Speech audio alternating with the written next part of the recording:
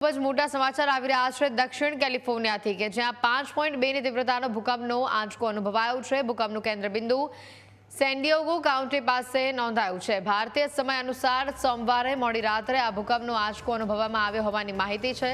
સ્થાનિક સમય પ્રમાણે સવારે 10:08 આંચકો અનુભવાયો છે। ભૂકંપમાં જાનહાનિના હાલ કોઈ સમાચાર નથી। ભૂકંપ પછી કેટલાક હળવા આંચકા અનુભવાયા હતા। જુલિયન સ્ટેટ હાઈવે ઉપર પહાડો પરથી પથ્થરો પણ રસ્તા પર પડ્યા હોવાના દ્રશ્યો કેટલાક સામે આવ્યા હતા। દક્ષિણ કેલિફોર્નિયામાં ભૂકંપના આંચકાની આ તસવીરો કેટલાક સીસીટીવી પણ સામે આવ્યા છે। પહાડો પરથી મોટા પથ્થરો પડતા પણ જોઈ શકાય છે। 5.2ની તીવ્રતાનો આ ભૂકંપનો આંચકો માનવામાં આવી રહ્યું છે। ભારતીય સમય અનુસાર સોમવારે મોડી રાત્રે આ ભૂકંપ નોંધાયો હોવાની વિગત છે। તો સ્થાનિક સમય અનુસાર વહેલી સવારે 10:08 કેલિફોર્નિયામાં ભૂકંપનો આંચકો અનુભવાયો છે।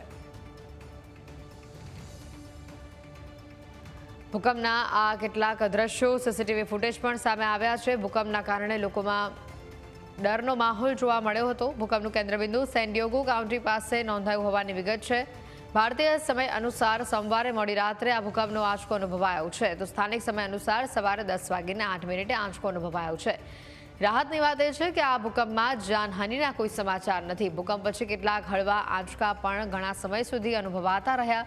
જુલિયન સ્ટ્રીટ હાઈવે પર પહાડો પરથી પથ્થરો પણ રસ્તા પર આવી પડ્યા હતા, જેના કારણે વાહન વ્યવહારને નાની મોટી અસર પહોંચી હોવાની વિગતો પણ સામે આવી રહી છે।